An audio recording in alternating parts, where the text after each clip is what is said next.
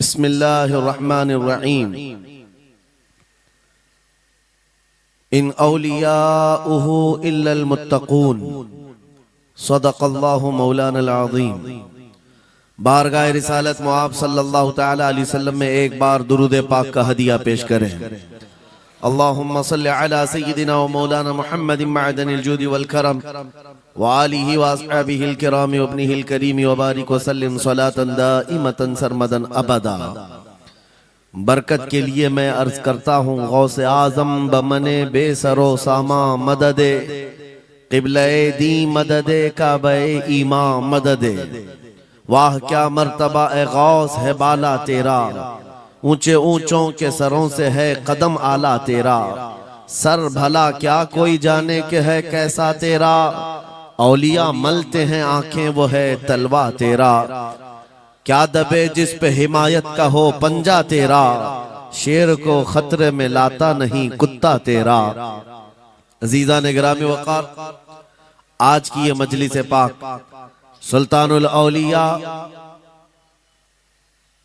कंदीले समदानी महबूब रब्बानी सैयदना शेख अब्दुल कादिर जीलानी क़द्दसल्लाहु सिर्रहु शरीफ की बारगाह में खिराज अकीदत के लिए मुनाक़िद की गई है। और आज से ठीक एक साल पहले मुंब्रा की सरजमीन पर मैं आपके सामने हाजिर रहा और जलसा भी था गौसे पाक का ही। फिर साल भर के बाद बराबर यही अय्याम थे। जमीन थोड़ी बदली हुई लगती है, लेकिन मिंबर पर मौजूद उलमा भी वही तकरीबन मुझे नजर आते हैं और सामने के चेहरे भी पहचाने नजर आते हैं और जलसा भी वही है। ये बात मैं इसलिए जिक्र कर रहा हूं तवज्जो के साथ। साल भर गुजर गया मुंब्रा में, मैं खिताब करके आपके पास से रुखसत हुआ, उस बीच मेरा आना जाना हो न सका। लेकिन इस एक साल भर की मुद्दत में मुंब्रा वाले में से कोई एक बात भी बता दे, क्या कोई मेरे पिछले बयान से आज बयान करने के बीच का जो साल गुजरा है कोई फसाद हुआ है, या कोई कर्फ्यू लग गई है, या कोई फितना हो गया है, या लोगों में कोई भड़कने वाले मामलात हुए हैं, किसी के पास कोई रिपोर्ट आई है? और अगर नहीं है तो मैं ये बात खास तौर पर डिपार्टमेंट वालों से कह रहा हूं, जिनको हमारा नाम ले लेकर के ही इतना डराया गया है कि जलसा होते ही उनके हाथ पैर अलग अंदाज में रखते हैं, कि उनको ऐसा लगता है कि ये मौलवी आएगा अभी भड़काएगा और मुंब्रा में पूरी आग लग जाएगी। मियां साल भर पहले की रिपोर्ट भी आपके पास है। साल भर पहले भी इसी जगह से खिताब हुआ और आज फिर खिताब करने आए। उनसे मैं कहता हूं कच्चे कान न रखें, अच्छी रिपोर्ट लिया करें, अच्छी रिपोर्ट लिया करें। हम गौसे आजम के दरबार के कुत्ते हैं। हम फितना व फसाद मचाने या आतंक और दहशत फैलाने नहीं आते। हमको जो बोलना होता है वो खुफिया सुरंगों में नहीं, खुले मैदान में बोलते हैं। हमारी कोई खुफिया मीटिंगें नहीं होती, ढकी छुपी प्लानिंग नहीं होती। गौसे पाक के दरबार के कुत्ते हैं, खुले आम बोल रहे हैं। इसलिए कि आला हज़रत अजीमुल बरकत इमाम अहले सुन्नत मुजद्दिद वक्त अपने वक्त के अबकरी आलिम दीन है, लेकिन उनका भी हाल ये था कि वो डंके की चोट पर बोलते थे और लिखते थे और फिर अपनी निस्बत पर ये फख्र भी करते थे कि मेरी किस्मत की कसम खाएं सगाने बगदाद, बगदाद के कुत्ते मेरी किस्मत की कसम खाएंगे। आला हज़रत फरमाते हैं मेरी किस्मत की कसम खाएं सगाने बगदाद, अरे हिंद में रह के भी देता रहूं पहरा तेरा। हम हिंदुस्तान में हैं, गौसे आजम के दरबार का पहरा दे रहे हैं। लेकिन साहब किसी को तकलीफ है तो मैं उनको एक बात बता दूं, थोड़ी बहुत आवाज हमारी ऊंची होती है इसलिए कि जिस दरबान के हम कुत्ते हैं उस तरफ अगर कोई उंगली उठाएगा भौंके के नहीं, फाड़ खाने की भी ताकत रखते हैं। मेरे अजीजों, कुत्ते का काम ही है वो दरबान के दरवाजे पर होता है और वो निगरानी के लिए है। हमारी जुबानें नबी करीम सल्लल्लाहु अलैहि वसल्लम की इज्जत के लिए रखी गई है। हमारी जुबानें, हमारी जिंदगियां अल्लाह के वलियों की हिमायत के लिए रखी गई है। और अगर उनकी हिमायत में ना बोले तो फिर क्या धोती कुर्ते वालों के लिए बोलेंगे? बात सिर्फ इतनी है कि स्टेज उधर भी लगते हैं, इधर भी लगते हैं। आप चापलूसी किसी और की करते हैं और हम तारीफ किसी और की करते हैं।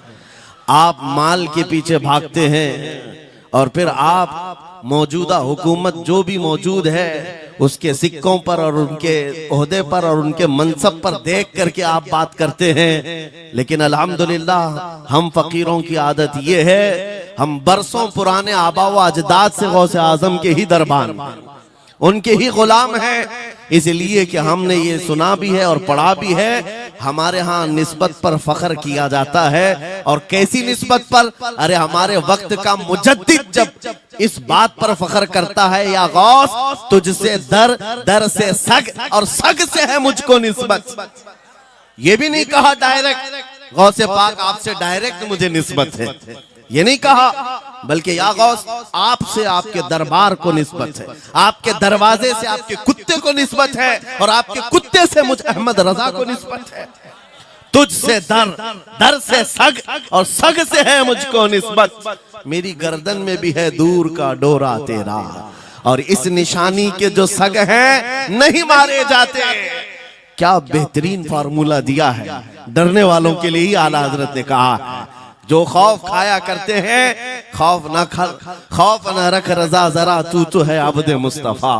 आला हज़रत फरमाते इस निशानी के जो सग हैं नहीं मारे जाते। सग फारसी लफ्ज है और कुत्ते को कहते हैं। कौन सी निशानी वाले सग नहीं मारे जाते? जिस कुत्ते के गले में पट्टा होता है उसको नहीं पकड़ा जाता। म्युनिसिपैलिटी की गाड़ी भी आती है कुत्तों वाली, वो इंजेक्शन मार के जाते हैं या कुत्तों को पकड़ के ले जाते हैं। बहुत कुत्ते अगर आवारा हो गए, कंप्लेंट करो, कुत्तों को उठा ले जाएंगे। लेकिन उन उठा ले जाने वाले कुत्तों में अगर एक भी बेल्ट वाला आया तो छोड़ देंगे। क्यों? ये पट्टा बताता है इसका कोई मालिक है, ये आवारा नहीं है, किसी का पाला हुआ है। पट्टा बताता है इसका कोई मालिक है। और आला हजरत फरमाते हैं हमारे गले में कादरी पट्टा पड़ा हुआ है और इस निशानी के जो सग हैं नहीं मारे जाते।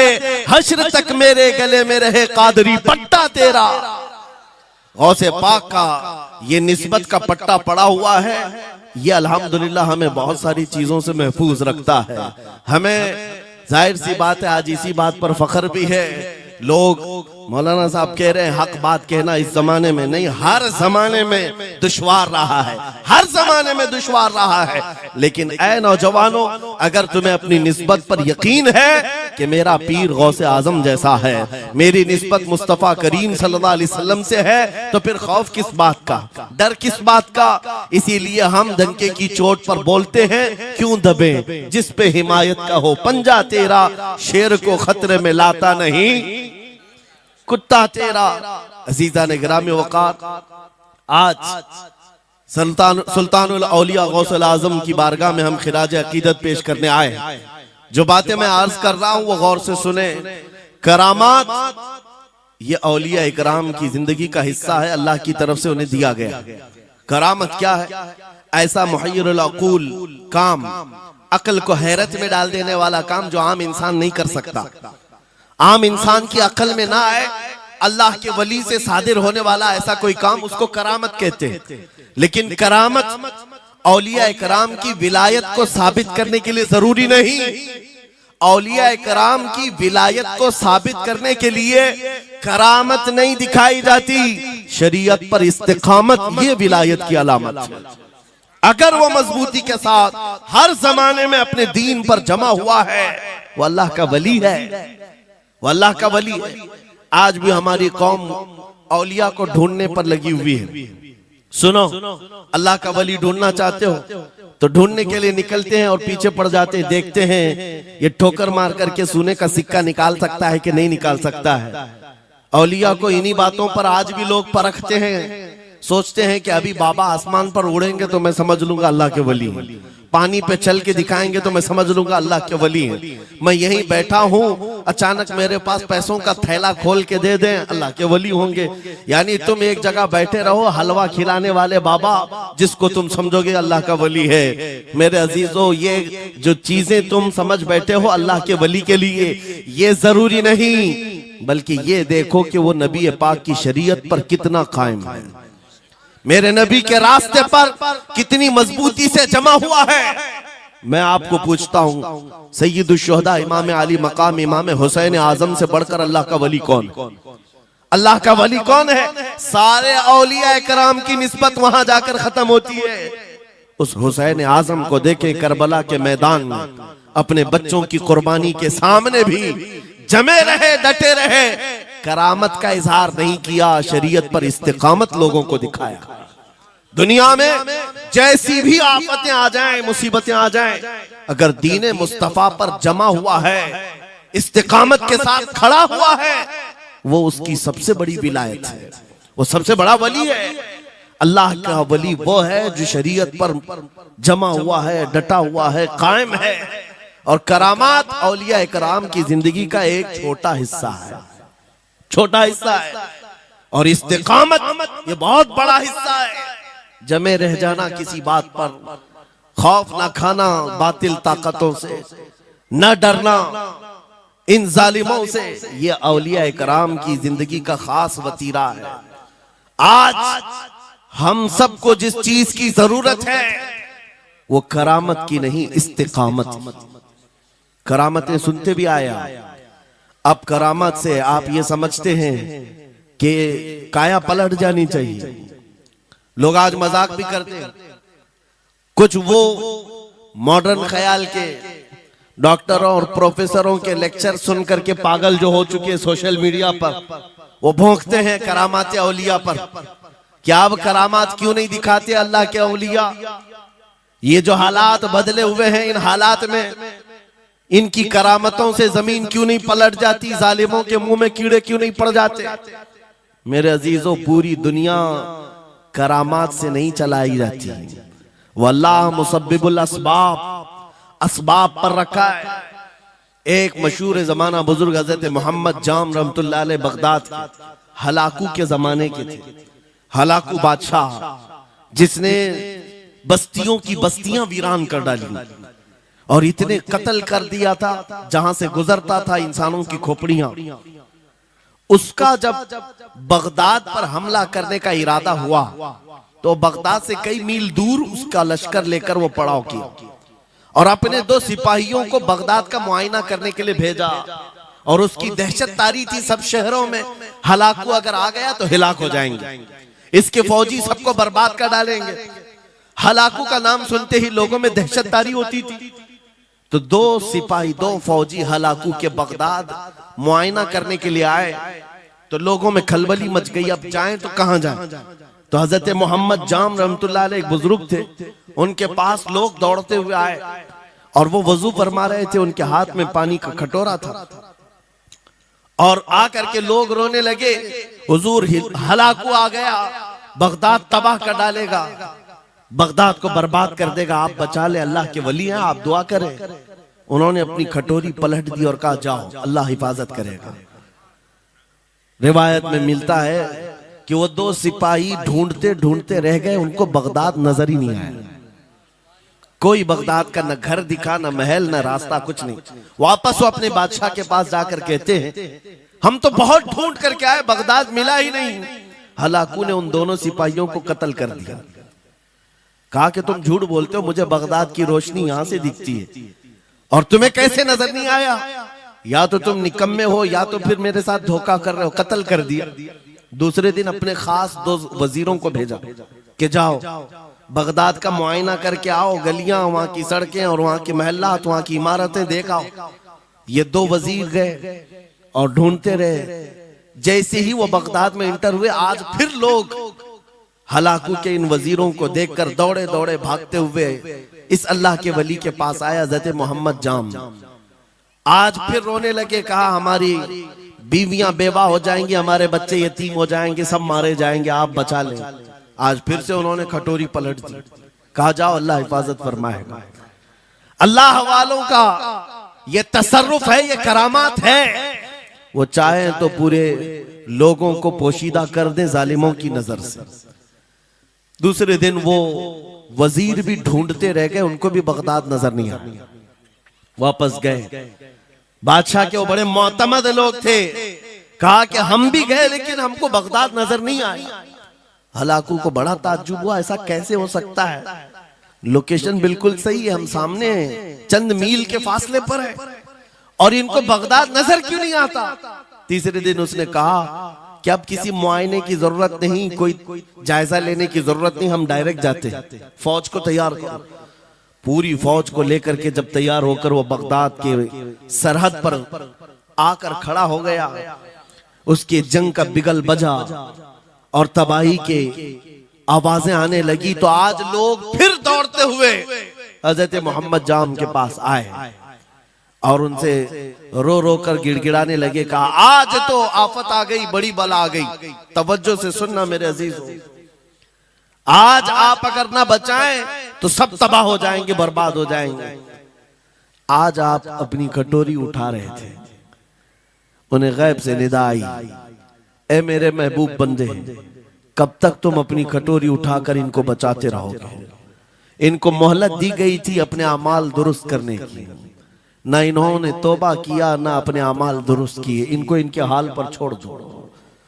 अल्लाह के वलियों को हुक्म होता है अल्लाह का, अब इन्हें न बचाया जाए तो जाहिर सी बात है वो हुक्म इलाही के पाबंद है। उन्होंने वो कटोरी छोड़ दी। फिर हलाकू दाखिल हुआ बगदाद में और ऐसी तबाही मचाई थी कि पूरे बगदाद की सड़कों में सिर्फ खून ही खून था, तबाह बर्बाद कर दिया, ईंट से ईंट बजा डाली। इस वाक़े को मैंने पढ़ा, उसके बाद ये महसूस हुआ अल्लाह के औलिया कराम मदद जरूर करते हैं, लेकिन एक वक्त तक, जब वो वक्त आ जाए अल्लाह की तरफ से मना हो जाए कि ये कौम बड़ी सरकश है, अब इनकी मदद ना की जाए, तो फिर ये हाथ उठा लिया करते हैं और इनको हालात पर छोड़ दिया जाता है। अजीज़ान गिरामी वक़ार, औलिया कामिलीन की करामतों पर भौंकने वालों से भी मैं यही कहूंगा, वो चाहे तो पल भर में हालात हमारे बदल दें, चाहे तो जमीन को उलट पलट दें, लेकिन वो अल्लाह के हुक्म के पाबंद होते हैं। और लोगों के लिए ये बात है, नसीहत है कि जब ऐसे हालात आ जाएं, आप इधर उधर भागने की बजाय पहले अपने दिल की तरफ देखें, कहीं मेरे गुनाहों से दिल के धब्बे बढ़ तो नहीं गए, मेरा दिल सियाह तो नहीं हो गया। सच बताओ मेरे अजीजों, इतने सख्त हालात के बाद कितने लोगों को ऐसी तौफीक हुई कि रात का अंधेरा छा गया हो और तौबा करने का जज्बा बढ़ गया हो, रात के वक्त बैठ करके रोने लग गया हो। फिलिस्तीन के गज्जा के उन मुसलमानों की हालत सार को देखकर रूह अगर तड़पती है और तुम अपने अमाल की सेहत और दुरुस्तगी के लिए तौबा कर ले जाते हो, ये बहुत बड़ी नेमत है अल्लाह की। फिर तुम्हें किसी करामत के ज़ुहूर की जरूरत नहीं, तुम्हारा बदलना ही दुनिया के हालात को बदल देगा, सब बदल जाएगा। लेकिन अगर उन्हीं हालात पर बाकी रहे तो फिर करामत से भी तुम नहीं बदलोगे और ना हालात बदलेंगे, कोई चीज नहीं बदलेगी। इन्नल्लाह ला युगय्यिरु मा बिकौमिन हत्ता युगय्यिरु मा बिअनफुसिहिम।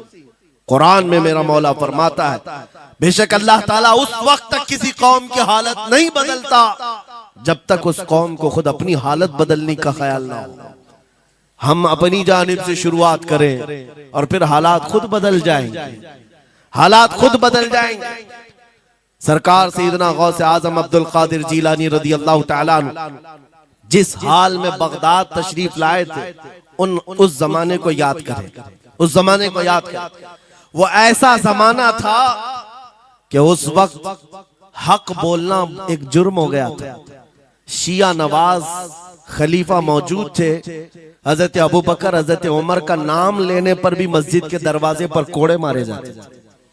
ये वो हालात थे, उलमा की जुबानें गंग थी, बोल नहीं पाते थे, खुतबा क्या देना है वो बिल्कुल स्क्रिप्टेड, जो खलीफा है वक्त चाहे बस उतना ही। आज जैसे सऊदियों के यहाँ ये रिवाज है, बादशाह की हिमायत में और बादशाह जैसा चाहे वैसी मस्जिद का मौलवी भी बोलता रहे। शरीयत क्या कह रही है, मेरे मुस्तफा करीम सल्लल्लाहु ताला अलैहि वसल्लम की तालीमात क्या कह रही है, इससे क्या सरोकार। बस उतनी बातें करो जितनी उनके बादशाह की हिमायत की। ये दौर गौसे आजम के जमाने का भी था। उस वक्त हक बोलना एक बहुत बड़ा जुर्म था, उलमा को कोड़े मारे जाते थे।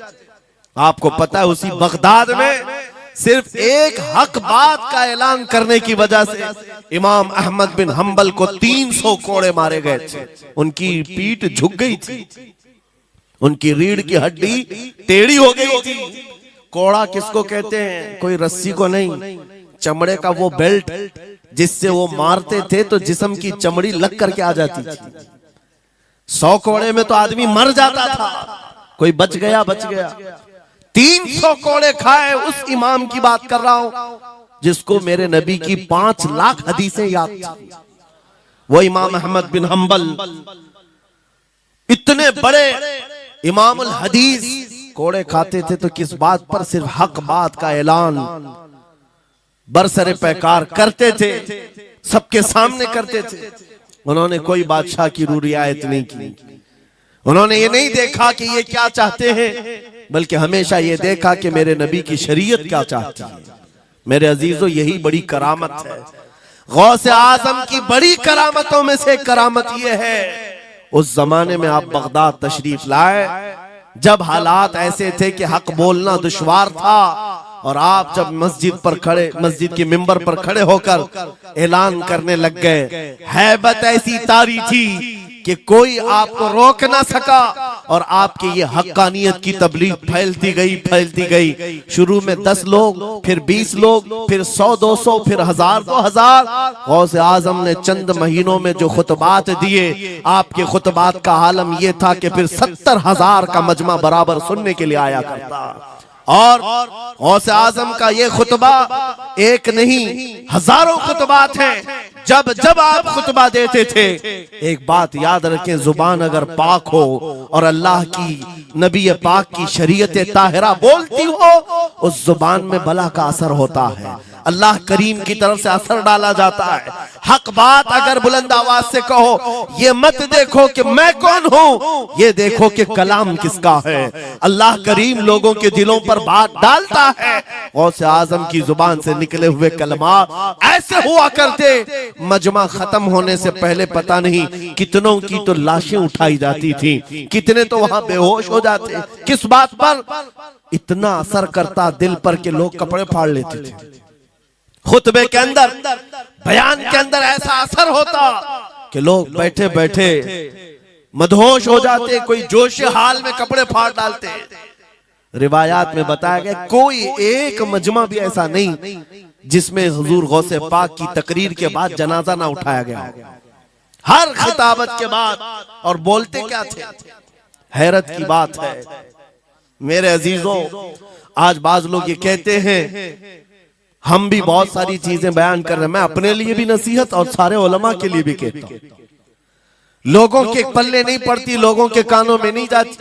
ये जुमा में आते हैं, सोते रहते हैं, जब इमाम खड़ा होता है नमाज के लिए तो ये झटका लेकर के खड़े होते हैं, बयान यूं ही चला जाता है। मेरे अजीजों, 2 चीजों की पाबंदी जरूरी है। मैंने पढ़ा था इमाम अहमद बिन हंबल नहीं, हजरत सुफियान सौरी रदी अल्लाह ताला, हजरत सुफियान सौरी नसीहत कर रहे थे, और जब वो नसीहत करते तो लोग रो पड़ते थे, आखिरत को याद करते, कब्र की होलनाकियों का तज़किरा करते तो लोग रोने लगते थे। एक बंदा था, वो मजलिस में आया करता और खामोश बैठता, और उस पर कुछ भी असर नहीं। एक दिन उसने पकड़ करके पूछा हजरत सुफियान से, आप जब बयान करते तो लोग धाड़े मार मार कर रोते हैं, मुझे तो कुछ नहीं होता, मैं तो ऐसे ही बैठा रहता हूं। आपने क्या फरमाया? आपने ये नहीं फरमाया कि तू बदतमीज है, तू बदमाश है, तू बदअमल है। फरमाया 2 में से एक खराबी हो सकती है, या मेरा दिल खराब होगा या तेरा दिल खराब होगा, इसलिए कि मैं बात रसूलुल्लाह की कर रहा हूं। इसमें असर तो होगा ही, दो में से कोई एक खराब होगा। ये नहीं फरमाया कि तू ही खराब। यहां पर हमारे लिए नसीहत है, बोलने वाली जुबान पाक हो और लुकमा हलाल का जाता हो, अल्लाह असर जरूर पैदा फरमाता है। सरकार गौसे पाक रदी अल्लाह ताला अन्हु मिंबर पर खड़े होकर बयान कर रहे हैं। क्या बयान कर रहे हैं? सुने। एक दिन आप हजरत अब्दुल जब्बार को बैठाए, अपने बेटे को, वो बयान करते रहे। उसके बाद उतर कर क्या कहा, अब्बा जान आप जो बयान करते हैं उसमें जो रिक्कत तारी होती है वो मेरे बयान में नहीं होती, आप बयान करें। गौसे पाक मिंबर पर खड़े हो गए और सुनो, 70,000 का मजमा है। गौसे पाक की तकरीर क्या है? डायरेक्ट शुरू फरमाते गौसे पाक, ऐ लोगों, मेरे घर में आज एक बड़ा हादसा हो गया। अपने घर का वाकया बयान कर रहे हैं। मेरे घर में आज एक अजीब हादसा हो गया। अब्दुल जब्बार की माँ यानी अपनी बीवी के बारे में कह रहे हैं। उनके बेटे हजरत अब्दुल जब्बार कहते हैं, अब्दुल जब्बार की माँ मेरे लिए दही मट्टी की हांडी में जमा कर रखी हुई थी, एक छीके से लटकाई हुई। गर्मियों के दिन थे, आज मेरी भी ख्वाहिश थी दही खाने की। मैं घर पहुंचा दोपहर के वक्त, दही की हांडी मेरी बीवी ने उठा करके दस्तरखान पर रखा था। मेरे पहुंचने से पहले ही एक बिल्ला आया घर में और पांव से झपटा मारा, वो दही का मटका गिर गया, टूट गया और दही पूरा जमीन पर बह गया। न माँ खा सका न मेरी बीवी खा सकी। इतना बयान करना था कि लोग भाड़े मारकर रोने लग गए, कपड़े फाड़ने लग गए। लोगों के अंदर जोश हाल से कैफियत बदल गई। मेरे अजीजों, कोई अपने घर का वाकया बयान कर रहा हो कि दही की हांडी फट गई, दही बह गया, इसमें कौन सी ऐसी बात है रोने की? ये हमारे और तुम्हारे लिए हो सकता है। गौसे आजम का मजमा भी अहले दिल का हुआ करता था, वो बसीरत वाले लोग बैठते थे। गौसे पाक क्या बयान कर रहे थे? गौसे पाक के बयान का मतलब ये नहीं है कि अब्दुल उनकी बीवी दही की हांडी जमाई थी और उनके लिए खाने का इंतजार कर रही थी। गौसे आजम अपने वाकये से दुनिया की हालत बता रहे थे। ऐ लोगों, जिस तरह मेरे घर में आज मेरे खाने से पहले दही का मटका टूट गया और दही बह गया, सबकी हालतें तकरीबन ऐसी होती हैं। इंसान अपने लिए इतना कमाता है, माल जमा करता रहता है और जब उसके खाने का वक्त आता है, मलकुल मौत पंजा मारकर रूह निकाल लेता है और सारा माल उसका धरा का धरा रह जाता है, ना वो चख पाता है ना खा पाता है। गौसे पाक रज़ी अल्लाह ताला अन्हु ये दुनिया की हालात बता रहे थे। और मेरे अजीजों, आज भी वही हालात हैं हमारे, आज भी वही हालात हैं। हमने कमाने के लिए अपनी सेहत गंवा दी, रात नहीं देखा, दिन नहीं देखा, दौड़ते रहे माल हासिल करने के लिए। इतना जमा कर लूं, इतना जमा कर लूं, इतना जमा कर लिया, जब तक तो सेहत बिगड़ गई, शुगर भी आ गई, बीपी भी आ गई और ऐसी बीमारियां लग गई कि अब इनको ठीक करने के लिए जितना जमा किया था खर्चा करते रहो। शेख सादी रहमतुल्लाह अलैह फरमाते हैं, ये दो कामों में तो इंसान की पूरी जिंदगी खत्म होती है। पहले कमाने के लिए सेहत गंवाता है और फिर सेहत बचाने के लिए माल गंवाता है। ये दो चीजों में गौसे पाक रज़ी अल्लाह ताला अन्हु की नसीहत यही थी कि इतना जमा कर ले जाते हो, इतना जमा करते हो कि फिर जब खाने का वक्त आता है तो मियाँ ऐसे हालात होते हैं कि नमक भी नहीं खा पाते, शक्कर भी नहीं खा पाते। दूसरी बातें तो छोड़ो, शुगर वाले शक्कर नहीं चख पाते, बीपी वाले नमक नहीं चख पाते। अरे ये बड़ी छोटी चीजें हैं और माल देखो तो करोड़ों का है, अरबों का है, अरबों का माल पड़ा हुआ है, नमक नहीं चख पाते, शक्कर नहीं खा पाते। किसके लिए जमा किया था? और थोड़ी और बड़ी बीमारी हो गई तो पानी भी नहीं पी पाते, डायलिसिस चल रहा है, किडनी खराब है। कितने ऐसे लोग मिलते हैं आज, कितने ऐसे हैं जिन्होंने साफ मुझसे कहा कि डॉक्टर ने पूरा गिन करके कहा है कि पूरे दिन भर में जो है एक ढक्कन से पानी पीना, बोतल का जो ढक्कन होता है उस ढक्कन से बस बूंद बूंद चखते रहना, पानी ही ना पियो, इसलिए कि किडनी काम नहीं करती। ये दुनिया है मेरे अजीजों। हमने अपनी सेहत गंवा दी, पूरी की पूरी सेहत गंवा दी इसको हासिल करने के लिए। इसी को मेरे इमाम अहले सुन्नत फाजिल बरेलवी ने कहा था, शहद दिखाए जहर पिलाए, कातिल डायन शोहर कुछ, इस मुर्दार पे क्या ललचाए, दुनिया देखी भाली। लेकिन समझ में किसी को नहीं आता, उस वक्त समझ में आने लगता है जब जाने का वक्त होता है। जाने के वक्त हालात ऐसे होते हैं, मैं अक्सर अपने टूर में देखता हूँ, उमरा पे जाते हैं, बगदाद पे जाते हैं, खूब आयश से रहते हैं, सबको पता रहता है प्लेन में सिर्फ 30 किलो का अलाउड है, लेकिन मार्केट में जाते हैं तो उनको कुछ खबर नहीं होती, सब खरीद रहे होते हैं। हो जाए खरीद खरीद करके लाकर रूम में भर दिए, और आज शाम में जाना है तो ठोस रहे हैं, इस बैग में उस बैग में नहीं घुसा। और उसके बाद फिर एयरपोर्ट पहुंचे तो कभी इसको रिक्वेस्ट, कभी उसको रिक्वेस्ट, थोड़ा हमारा भी ले लो, थोड़ा हमारा भी ले लो। अरे वहां सबका 30 है, कोई लेने को तैयार नहीं। फिर खरीदा हुआ वहीं छोड़ करके हसरत भरी निगाह से देखते जाते हैं, किसी की खजूर छूटी हुई है, किसी के मुसल्ले छूटे हुए हैं, किसी के कपड़े छूटे हुए हैं। हर बार हम एयरपोर्ट पे देखते हैं, छोड़ करके जा रहे होते हैं, बड़ी हसरत से देखते हैं। मेरे अजीजों, ये कोई लतीफा नहीं, सेम यही हालात जब दुनिया से जा रहा होता है एक इंसान, मरने से पहले उसकी आंखें फटी रह जाती हैं। क्यों कहा गया है मरने के वक्त सबसे पहले उसकी आंखें बंद कर दो? क्योंकि वो अपना माल देख रहा होता है, अपनी औलाद देख रहा होता है, अपना घर बार देख रहा होता है। मैंने इसको बनाया था, इस तरह से कमाया था, इस तरह से इसको पाला था, ये सब देखता रह जाता है। उनमें से किसी चीज को उठा भी नहीं पाता, ले नहीं जा सकता। यहाँ तक कि ऐसी हालत होती है खुद जा भी नहीं पाता, दूसरों के कंधों पर सवार होकर जाना पड़ता है। ये दुनिया की हकीकत। गौसे पाक की तालीमात अगर पढ़ते रह जाओ मेरे अजीजों, तसव्वुफ का एक ऐसा किला है। गौसे पाक की तालीमात काफी है तुम्हें तौबा करने के लिए, दुनिया में दिल लगाने के लिए और उससे दिल हटाने के लिए। गौसे पाक की तालीमात काफी है। आपने फरमाया था दुनिया में ऐसे रहो जैसे कश्ती समंदर में चलती। कश्ती समंदर में चलती है यानी पूरे भरे हुए मौजों के पानी पर कश्ती चल रही है, लेकिन उसका कुछ बिगड़ता नहीं है। हाँ, अगर पानी कश्ती के अंदर आ गया तो फिर कश्ती के लिए खतरा है, डूब जाएगी। तुम दुनिया में ऐसे ही रहो कि तुम्हारे अंदर दुनिया ना आए। तुम दुनिया में हो, तुम्हारे अंदर दुनिया ना आ जाए। अगर तुम्हारे अंदर दुनिया घुस गई तो डूब जाओगे, फिर यहां से निकल नहीं पाते। मौलाना रोम इसी की मिलती जुलती बात कहते हैं मसनवी शरीफ में। जलालुद्दीन रूमी फरमाते हैं, एक चूंटी को देखा, शहद का एक कतरा जमीन पर गिरा हुआ है। शहद का कतरा चिपकने वाला होता है, यानी उसके अंदर गम होता है। चूंटी करीब से आई, एक चुस्की ली, शहद को चखा और जाने लगी। फिर आई, पेट कहां भरता है चूंटी का मीठे से। अरे शहद तो पानी में भी रखो ऊपर से आके गिरती है, और शहद खाना है उसको। और दूसरी तरफ से आई, फिर गई, पेट नहीं भरा, चारों तरफ से उस कतरे को चाट चाट के गई।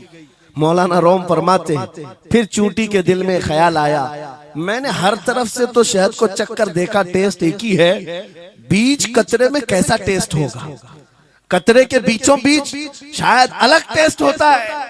तो चूंटी ये सोच करके कतरे के ऊपर चढ़ गई, जो शहद का कतरा था उसके ऊपर चढ़ गई। कहा ऊपर चढ़ करके मैं चुस्की लूंगी इसकी और चखूंगी। और जब चढ़ गई तो उसके सारे पैर हाथ उस पे चिपक गए। चूप्स तो लिया, शहद खा तो लिया, लेकिन वापस आने का कोई रास्ता ही नहीं था। सारे हाथ पैर उस शहद के गम में चिपक गए। चूंटी की उसी कतरे में मौत हो गई। मौलाना जलालुद्दीन रूमी फरमाते हैं, इंसान यही करता है, माल कभी इधर से कमाता है, कभी उधर से कमाता है, हर जगह से देखता है, सारे टेस्ट ले लेता है, बाद में बड़े बड़े लोगों को देखता है, अरे नेताजी तो बड़े बंगले में, वहां कैसा ऐश होता होगा, कोई उस रिजॉर्ट में है, वहां कैसी मस्तियां होती होंगी, वहां भी जाकर देख लूं। ये वहां भी यहाँ भी करते करते घुस जाता है और दुनिया में ऐसा मसरूफ होता है, उसकी मौत आ जाती है, तौबा की मोहलत नहीं मिल पाती, उसी दुनिया में फंस जाता है। मेरे अजीजों, गौसे आजम की तालीमात ये हैं, दुनिया में ऐसे रहो जैसे कश्ती समंदर में रहती है, तुम्हारे अंदर पानी ना आने पाए। अगर तुम्हारे अंदर आ गया तो डूब जाओगे। इन तालीमात पर अमल करते हुए आज हम हालात देख सकते हैं। जितनी चीजों ने हमें बिगाड़ा है आज, वो दुनिया की मोहब्बत है, वो दुनिया की मोहब्बत है। मेरे आका सल्लल्लाहु अलैहि वसल्लम का एक फरमान मैं सुनाता हूँ, अबू दाऊद शरीफ की हदीस है। वो आज के जमाने में अगर मैं आपके सामने बयान करूं तो ऐसा लगे हमारे लिए ही बयान हुआ है। रसूल करीम सल्लल्लाहु अलैहि वसल्लम फरमाते हैं, यूशकु अन तदाअ अलैकुमुल उमम कमा तदाअ अल अकिलतु इला कुसअतिहा। करीब एक जमाना तुम पर आएगा, तुम देखोगे कि सारी जमातें मेरी उम्मत पर टूट पड़ेंगी। ऐसे टूट पड़ेंगी जैसे भूखा बर्तन पे झपटता है, भूखा आदमी जैसे बर्तन पे झपटता है, ऐसे मेरी उम्मत पर सारी कौमें झपट पड़ेंगी। आज वही तो हालात है, आज वही हालात है।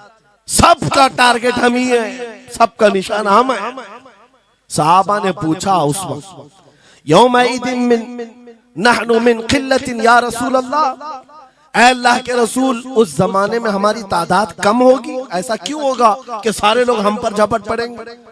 नबी पाक फरमाते हैं, वलाकिन्नकुम कसीरून, नहीं तुम तो बहुत ज्यादा होंगे उस वक्त, गोसा अनका गोसा इस्साइल, लेकिन तुम्हारी हालत समंदर के झाग की तरह होगी।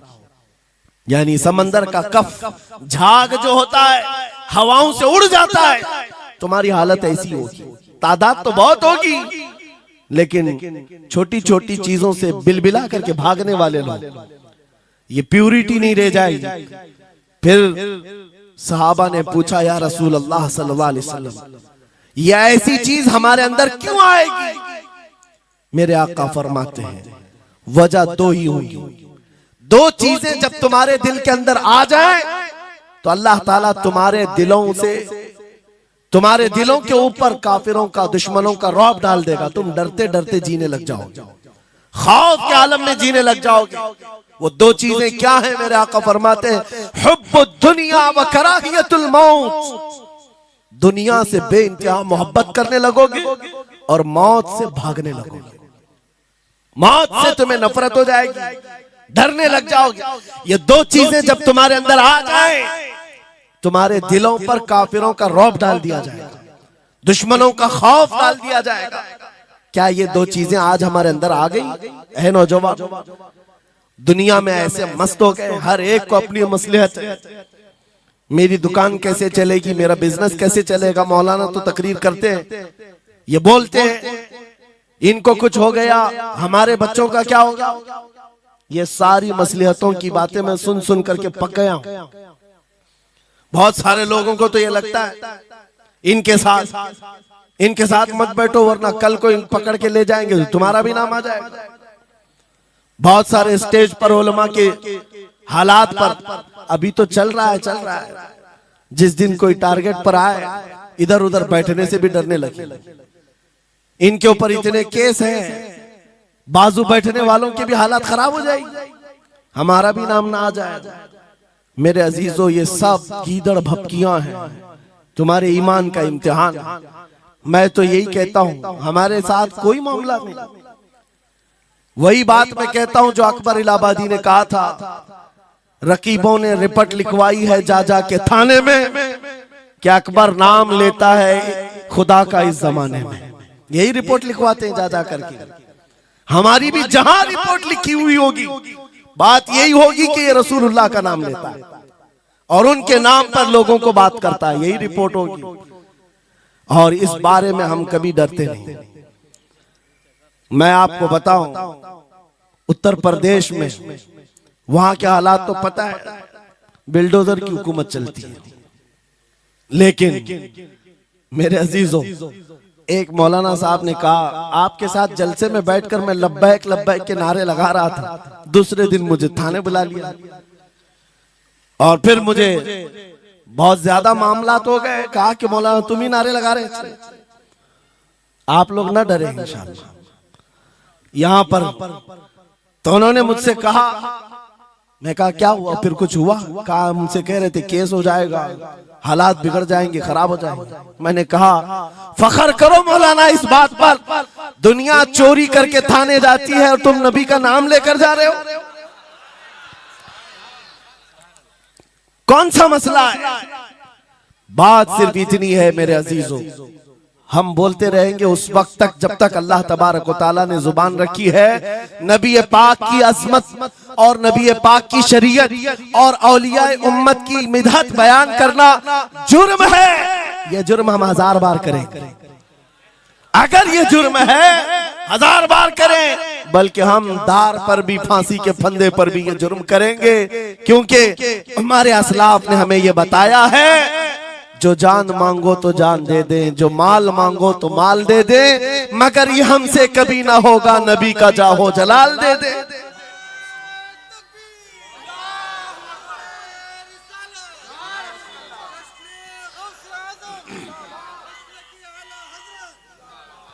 खामखा बेचारे हमारे रिश्तेदारों को डरा करके रखे लोग, पुलिस वाले हजरात को कुछ लोग रिपोर्ट लिखवा कर डरा करके रखे हुए। मैं आपको बता रहा हूं, एक साल में तकरीबन 170 के करीब जलसे करके आए।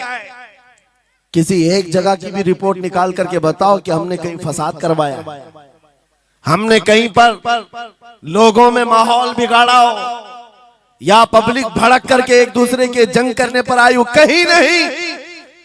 अगर कौम को, सोई हुई कौम को बेदार करना तुम्हारे नजदीक भड़काना है, तो ये भड़काना तो बहुत अच्छा है मेरे अजीजों। हमारा काम सिर्फ इतना है, हम उन नौजवानों से बात कर रहे हैं जो अपने नबी के फिदाई हैं, जो अपने नबी के आशिक हैं, और हम सिर्फ उस लौ को और बढ़ाना चाहते हैं जो इनके सीनों में जल रही है। इनके सीनों में किसी और की नहीं, मेरे मुस्तफा के मोहब्बत की शमा है। अगर वो मध्यम है, हम उसको तेज करना चाहते हैं। बस मेरे नौजवान से मेरा मुतालबा सिर्फ इतना ही है, किसी की जय विजय क्यों पुकारे, क्या गरज हमको, हमें काफी है सैयद अपना नारा या रसूल अल्लाह, हमें काफी है सैयद अपना नारा।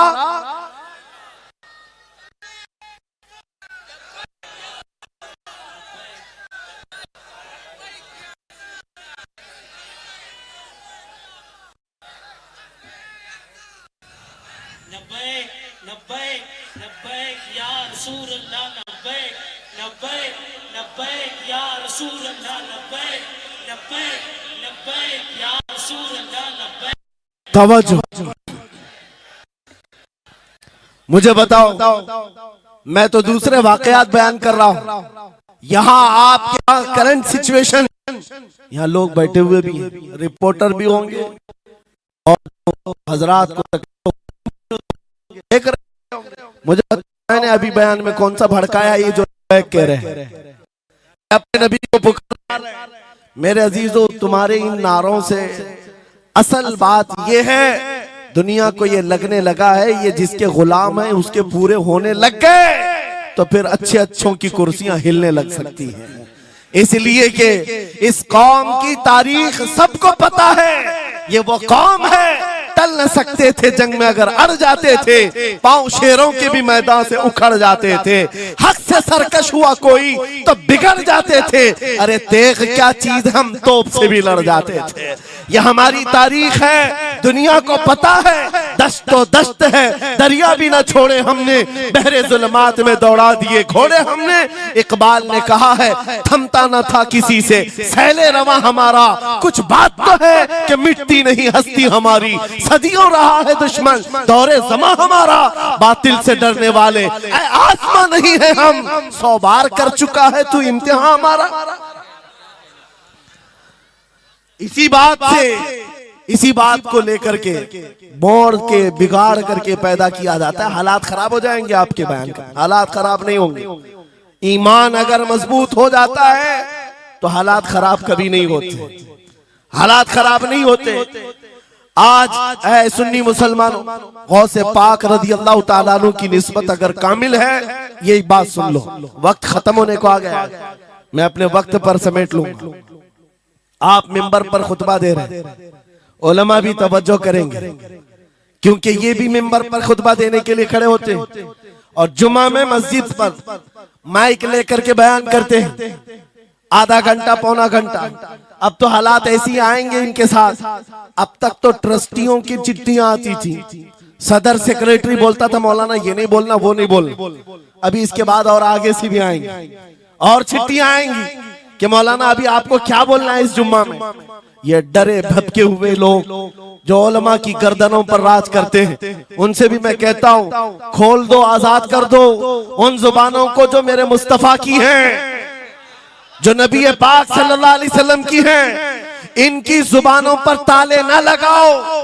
या उलमा तुम्हारे दीन के मुहाफिज हैं, तुम्हारी नस्लों की शरीयत के मुहाफिज हैं। आज इनकी जुबानों को बंद करोगे, कल तुम्हारे बच्चे नबी का नाम लेने से घबराने लग जाएंगे, डरने लग जाएंगे। उलमा के गलों में और इनकी गर्दनों में रस्सियां न डालो। ये तो उन जालिम ट्रस्टियों से कहता हूं, बाकी उलमा से कहता हूं, अगर हालात ऐसे आ गए ठोकर मार दो इनकी नौकरियों को। एक दरवाजा अगर ये बंद करते हैं, मेरा मौला 70 दरवाजे और खोलेगा।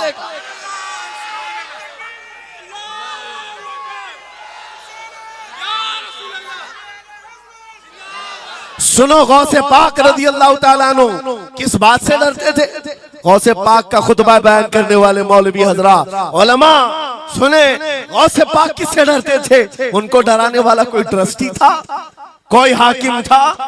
बल्कि हालात ऐसे थे, एक बार खिताब कर रहे हैं मजमे में, बहुत बड़ा मजमा है, खिताब के बीच दरमियान अभी वाज हो रहा है, एक काला सांप गिर गया आपके कंधे पर। सांप गिर गया और गिरा ही नहीं, गिर करके फिर वो आपके गले के अंदर से दाखिल हो गया, आस्तीन में आया, आस्तीन में आया और फिर इधर आया। वो लौट लौट करता रहा। लोग जो मजमे में बैठे थे उन पर हैबत तारी थी, वहशत तारी थी। कोई जगह छोड़कर इधर उधर हो रहा है, लेकिन गौसे पाक का कदम डगमगाया नहीं, ना जिस्म के अंदर कोई हरकत हुई। आपका बयान कंटिन्यू जारी रहा, उसी तरह जारी रहा।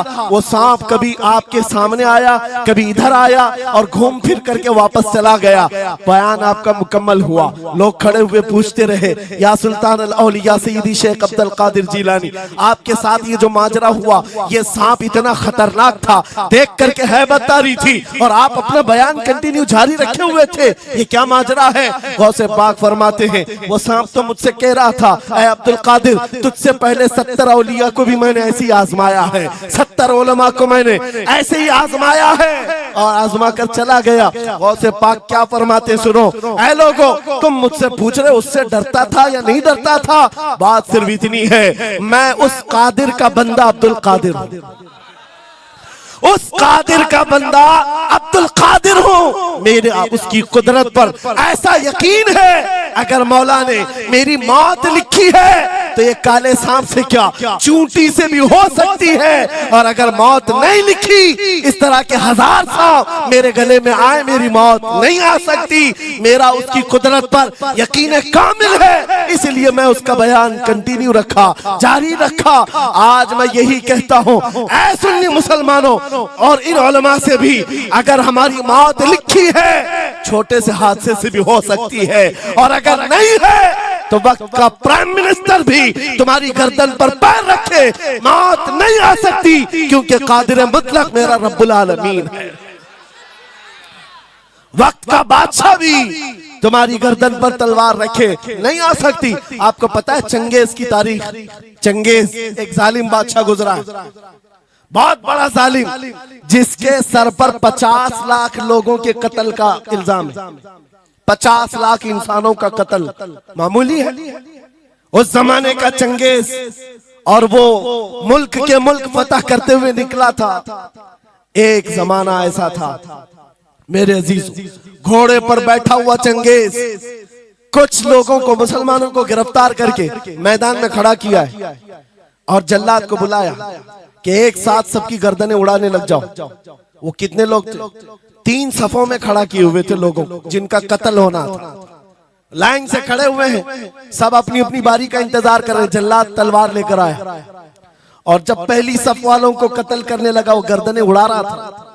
एक बूढ़े मियाँ पहली सफ में खड़े थे, वो जल्दी से दूसरी सफ में चले, पीछे वाली सफ में गए।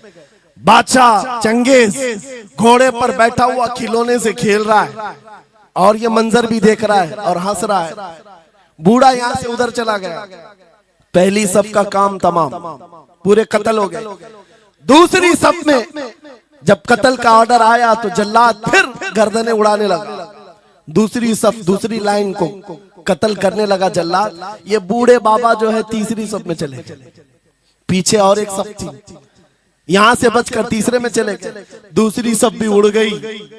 उसके बाद बादशाह चंगेज कहा मार करके कहने लगा, बाबा जी अब तो इसके पीछे कोई सफ नहीं, ये तीसरी थी, अब कहां जाओगे?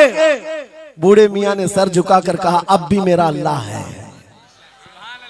ये यकीन होता है जहां तक बचना है बच लेंगे, और जब नहीं है, बाबा जी ने कहा अब भी अल्लाह है, हो सकता है। उस चंगेज ने कहा कि उड़ाओ अब इनकी गर्दनें। अभी जल्लाद तीसरी सफ को उड़ाने ही जा रहा था, अचानक चंगेज के हाथ से वो खिलौना नीचे गिरा, जो खेल रहा था बैठ करके घोड़े पर। जैसे ही वो खिलौना उठाने के लिए नीचे की तरफ आया, उसका पैर जीन से निकल गया और घोड़ा अचानक बिदक गया, सरकश हो गया, और घोड़ा सर पर दौड़ने लगा, और ये एक पैर इसका जीन में फंसा हुआ है और सर नीचे जमीन पर है। अब घोड़ा दौड़ता गया, पता नहीं कितने पत्थरों से इस बादशाह का सर टकराता रहा, घोड़ा किसी के काबू में नहीं आ रहा। सारे सिपाही, सारे फौजी इस घोड़े को पकड़ने के लिए पीछे भाग रहे, लेकिन घोड़ा दौड़ता गया, इतना दौड़ा कि उस चंगेज का सर फट करके भेजा बाहर, मर गया। बहुत दूर जाकर के घोड़ा एक जगह रुका। बादशाह की मौत का ऐलान इतना बड़ा था, सारे सिपाही, सारे फौज बादशाह को लेने के लिए हाजिर आए। मियां पूरी सल्तनत तहबतह हो गई, हुकूमत बदल गई, सब खत्म हो गया, और जो कैदी थे वो आजाद होकर जाने लगे। वो बूढ़े मियां कहते हैं बाकी लोगों से, क्या मैं नहीं कहता था अल्लाह अब भी हमारे साथ है? मेरे अजीजों, एक बात याद रखो, हमारे लिए दुनिया द एंड नहीं कर सकती जब तक मेरा मौला ना चाहे, अल्लाह ना चाहे। आज लोगों को ये लगता है, मुझे वैसी भी बात बताया गया कि यहाँ पर मुंबरा की आपकी घनी आबादी है, फिलिस्तीन के मामला पर कुछ बोलेंगे यहाँ पर भड़क जाएंगे। मेरे अजीजों, इतने भड़कने की जरूरत नहीं, तुम यहाँ भड़कोगे तो फिलिस्तीन पहुंच भी नहीं पाओगे। बात यह है, हम बोलेंगे जरूर जुल्म के खिलाफ और हक के लिए, चाहे जैसी भी हालात हो। अगर किसी को बुरा लगता है इजराइल जालिम है, तो मैं 100 बार कहूंगा वो जालिम है, जालिम है, जालिम है। उनकी कोई हिमायत करने के लिए हम नहीं है, लेकिन एक बात आपको मैं जरूर बताना चाहता हूं, गौसे पाक का मसला कि ये है, सुल्तानुल औलिया गौसुल आजम की निस्बत के साथ आप अपनी शरीयत पर कायम रहें और अपने ईमान पर डटे रहें, और तौबा व इस्तिग़फ़ार के बाद अपने हालात बदल लें। और उन गरीब मुसलमानों को देखकर जो कत्ल हो गए और उनके टुकड़े हो गए, ये मत समझना कि इस्लाम खत्म हो गया। हर जमाने में ये चीजें आती रहेंगी, लेकिन आज मैं ये ऐलान करके गुफ्तगू खत्म करता हूँ। इन हालात को देखकर इस बात का फिर से हम नारा तजदीद करके जाते हैं, कत्ले हुसैन असल में मर्गे यजीद है, इस्लाम जिंदा होता है हर करबला के बाद। लब्बैक या रसूल अल्लाह, लब्बैक या रसूल अल्लाह, लब्बैक या रसूल अल्लाह।